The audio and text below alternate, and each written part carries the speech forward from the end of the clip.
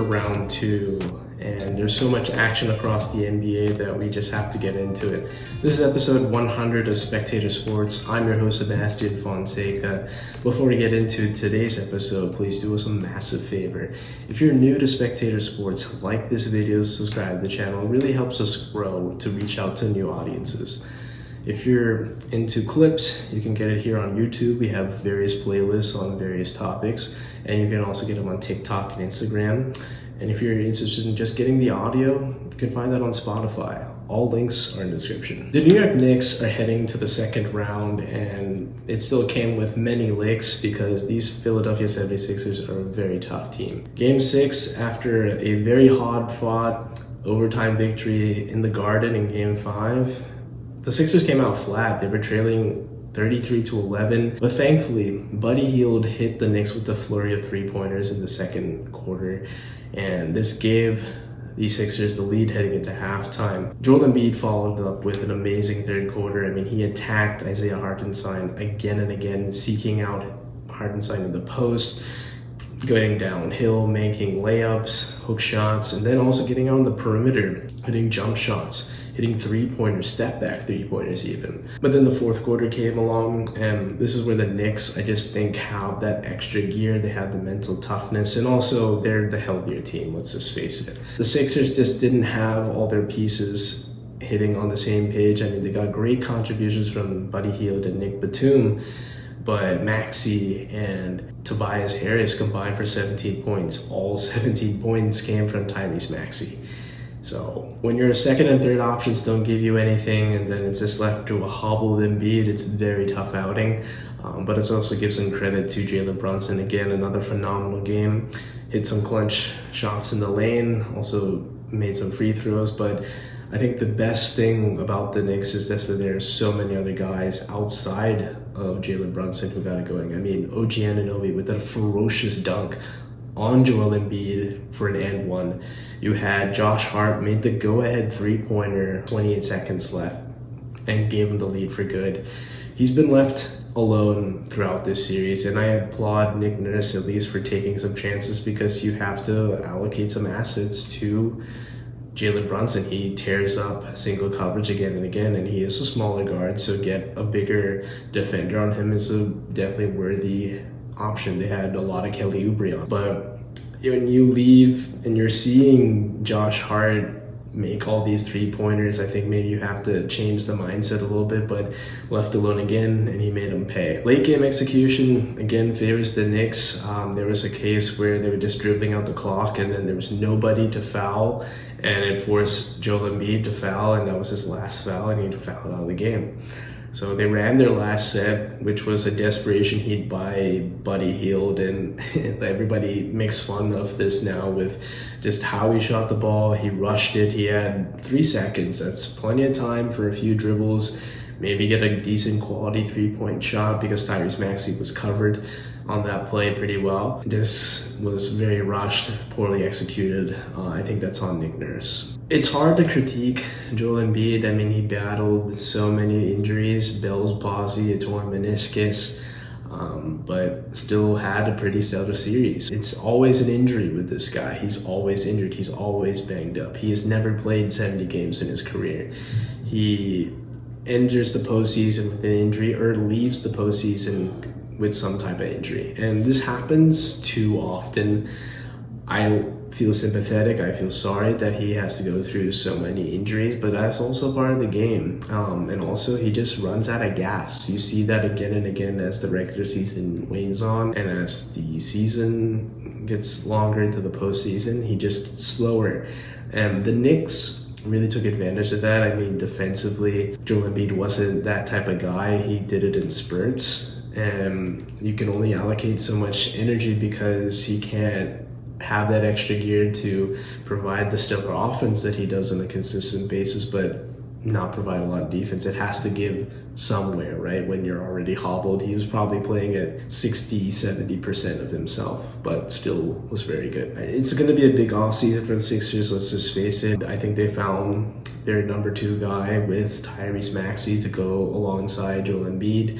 They'll absolutely let Tobias Harris walk. He provides nothing in big moments, so that's something that they can allocate assets to. But I think their bench is also pretty solid. If they can convince Batum to come back and re-sign or bring back Buddy Hield, I think those are two good shooters. Probably looking to back up big because Joel Embiid is going to miss some time. But I think what they really need is an orchestrator, somebody to manage the offense and have Tyrese Maxey a little bit more off ball, because while he's played the point at times, he's mostly a shooting guard. And I think the combo guard is an evolution, but I think it's also good to have your prototypical point guard as well. The Dallas Mavericks are heading to the second round, defeating the LA Clippers in 6 games. And what a luxury it is to have two dynamic backcourt mates in Luka Doncic and Kyrie Irving. That trade last year, it didn't reap the initial benefits. They missed the postseason and there was some chemistry issues, but Kyrie came back after a little bit of time he missed earlier in the season and found the flow with Luka Doncic. They've been one of the best teams after the All-Star break, and we, as many, think that they could be dark horse contenders in this Western Conference. The Mavs were much better than what this 6-game series indicates. It was really just 2 bad quarters, I think, where the Clippers played really good defense, and yes, they got good performances from Paul George and James Harden, but they just also have to attribute that to Dallas Mavericks shooting poorly from the field for a couple quarters. They nearly rallied, especially in game 4, even taking the lead, but just couldn't seal the deal. It could have easily been a 5-game series, I think, but the Clippers also just didn't get to the 50-50 balls like the Mavericks did. They weren't as physical as the Mavericks were. That James Harden and Paul George, while yes, they were good for 2 games, they were mostly kind of blah. Mostly Paul George because he is the bigger player, but he is very easily swayed once he gets off his spot, that he can be a non-factor. And James Harden, I thought, was great with distributing the ball first 4 games. I think that was very good. But games 5 and 6, again, a shell of himself. When the moments matter the most, James Harden doesn't perform. Luka this time has some adequate help. In his first couple of postseason runs, he had Tim Hardaway Jr. and Kristaps Porzingis. And at the time, they were 2 pretty decent players. Kristaps Porzingis was trying to revive his career after some time missed from a torn ACL, but he continued to have injury problems. Tim Hardaway also missed some time, but also just was ineffective in moments that Luka and the Mavs needed him most. Now with Kyrie, you have another guy that the defense has to pay attention to. You have 2 very good wing players in PJ Washington and Derek Jones. Both can block shots. They are physical. They are tall, long defenders. They shoot threes as well. Then you have 2 pretty good big men. Daniel Gafford picked up in the middle of the season from the Washington Wizards, and Derek Jones Jr., the younger center, the draft pick this year. They can block shots, they patrol the paint, they're great rebounders, also on the offensive side as well, and they're lob threats. So from top to bottom, all 3 major positions, the Mavericks have a couple of guys capable of doing so. Decent bench, but a thin bench. So they're going to have to be a little bit better because Maxi Kleber is going to be missing a little bit of time, probably even the postseason, unless things radically change with this treatment. But I do think they're going to be a very tough test against the OKC Thunder in round 2. Kawhi Leonard is the bona fide number 1 option, a 2-way superstar for the LA Clippers. But the last few postseasons, he's been missing most of those campaigns. In 2021, he left midway through that postseason run with a torn ACL, missed 2022, the full season. In 2023, last year, he had 2 good games, but then missed the final 3 due to a knee injury. He played for 2 games, but missed 4. That's just not dependable and what the Clippers need from their number 1 guy. Unfortunately, they did extend him, so that means that he's going to be with them for the foreseeable future. But when he's out, it sends the team into a little bit of a flux. Paul George is a great number 2 option, but he has to be the number 1 in Kawhi's absence. I think James Harden is an excellent 3rd option, but he has to be the 2nd best player when Kawhi is out. And we've seen too many times that when the lights shine the brightest and the moments matter the most, that Paul George and James Harden just can't get it done.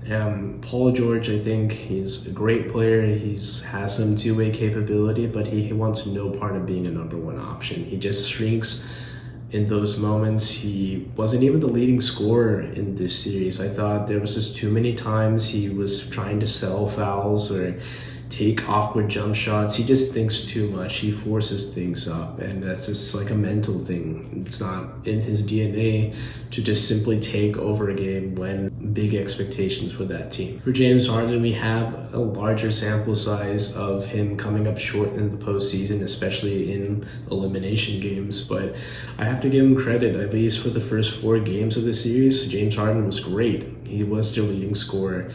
He was great with making others great as well with his playmaking ability. He's such a gifted passer. But in game 5 and game 6, it was not the same. It was paltry performances, poor shooting performances. Game 6, I thought the stat line, at least point-wise, would look decent because he made a lot of free throws, but he was 5 out of 16. That's just not enough for a team that needs one of their best players, a 10-time All-Star, and he's just not getting it done in an elimination game. Paul George just doesn't have what it takes to be the guy, because in 4 out of 6 games in this series against the Dallas Mavericks, he shot 40% or lower. Game 3, he only had 7 points. And the last 2 games, after the series was tied 2-2, he shot just 32%. I wish the Clippers went a lot more through Ivica Zubac. I thought early on in many of these games, they established the big men rolling to the rim. He got some nice hook shots and putbacks. But after the second quarter, he was an afterthought. I don't know why, because James Harden was still on the court. He's great with facilitating rolling big men, but his number wasn't called upon, and I thought that was kind of a mishap by Ty Lue in making that decision. Can we just have a quick conversation about Russell Westbrook? I mean, the dude is completely washed. He averaged 6 points in this series against the Dallas Mavericks on 26% from the field, 23% from downtown, and just 62% from the line. That's pathetic. This is his 11th postseason series where he's averaged below 40% in a single series. That's just all-time bad. And for a guy that has been the pity party ever since Kevin Durant left in 2016, he came back with triple doubles. He won an MVP thanks to the league's sympathy for him because he was left at the altar. But he's just not that good, guys. He's not good. He will never be good come postseason time. That's why Kevin Durant left. And stop overrating him, stop celebrating him, because he's not good. He's really not all that great. He devalued the triple-double. Overrated, inefficient, out of control. Those are all things that we know of Russell Westbrook. So what's next for the LA Clippers? Because after sharing Crypto.com Arena / Staples Center with the LA Lakers, they're moving this October to their shiny new Intuit Dome. Steve Ballmer has tried to revamp the Clippers, give them some type of improvement after years of ineptitude, and they have tried to rebrand, they've tried to update, they've tried to take over LA, and now they have this new stadium. But who's going to be playing in this stadium? Kawhi Leonard will be, but we don't know for how long because he has durability problems. He hasn't finished a postseason campaign in the last 4 seasons. James Harden could very well walk this free agency, but despite the Clippers retaining his bird rights, and Ty Lue could say, screw it, I don't want to be here anymore, I resign. It's just an issue where the Clippers have always tried to be the team of LA. In the time that they shared the stadium with the LA Lakers, the Lakers hung up 6 championship banners across 2 different superstars with Kobe Bryant and LeBron James. Taylor Swift has come in countless times, and now even she has a banner hanging in Staples / Crypto.com Arena. It's always clear that the Clippers will be little brother in LA. The Lakers will always own Los Angeles, and despite them opening up a new stadium, they may try to rebrand, who knows. But the West is going to get only better. We know Minnesota is going to get better. OKC is going to get better. There are a bunch of young teams clamoring at the bit to ascend up the Western Conference standings. So it's safe to say that the Clippers' title window has effectively slammed shut. And that's all for this episode of Spectator Sports. Thank you everyone so much for tuning in. Remember, to help Spectator Sports grow, I need your help. If you're new to Spectator Sports, like this video, subscribe to the channel. If you haven't done so already, take a look at our Instagram and TikTok pages for clips from this episode. You can also get clips on YouTube as well. We have them in our playlist. And if you're interested in just getting the audio, we got that. We got it on Spotify. All links are in the description. Thank you so much for Joey for editing this podcast, and I'll catch you guys on the next one. Take care. Yo, what's up, Spectator Sports fans? I'm Joey. I am behind the scenes side of Spectator Sports. As Sebastian has mentioned my name a bunch of times, I just wanted to quickly come on here and give a big shout out for our 100th episode.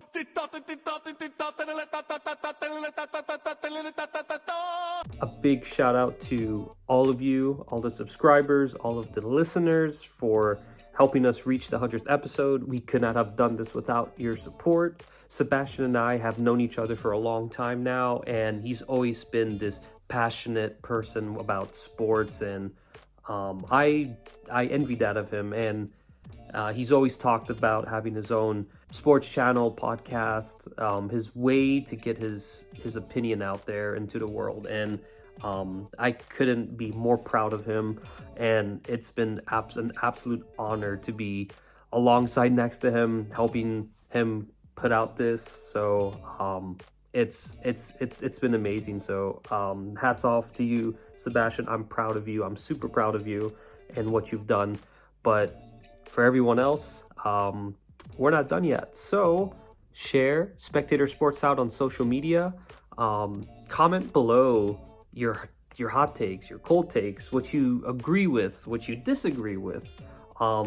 We want to hear your perspective, and we want to keep the conversation going. We absolutely enjoy that part. So comment here, TikTok, Instagram, keep the conversation going. But anyway, thank you all again for joining us on the 100th episode, and thank you for allowing us to get to that milestone in this channel's career. And we hope to see you in the next 100th episode, the 200th episode, and many hundreds more. So thank you all again.